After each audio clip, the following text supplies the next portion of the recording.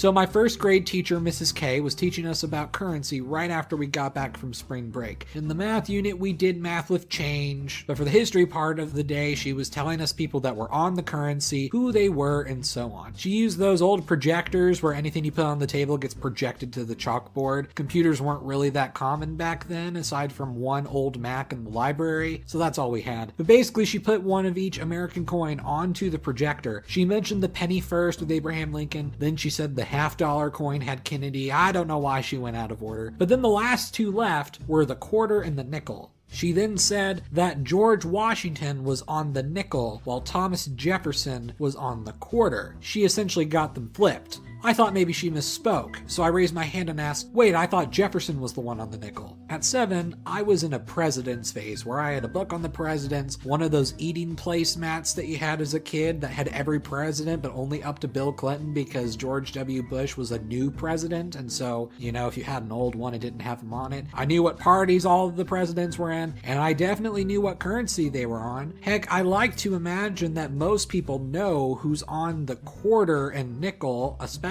adults, let alone children, but Mrs. K did not misspeak. She in fact doubled down. No, Tiger Star, she said. George Washington was the one on the nickel. I was so confused. I knew that was wrong. So being only 7, I interrupted again and said, no, George is on the quarter. I really hoped that another student would chime into my defense, but no one did. Now look, Tiger Star, said Mrs. K, I'm telling you George is on the quarter. Now please let me continue the class. She then continued the class telling tons of people that Thomas Jefferson was on the quarter and not the nickel. That was the first moment I was ever horrified in a history class. Later that day when we had a quiz over the information, I still put Washington as being on the quarter and got the paper back saying that was wrong. Oh well, what are you gonna do?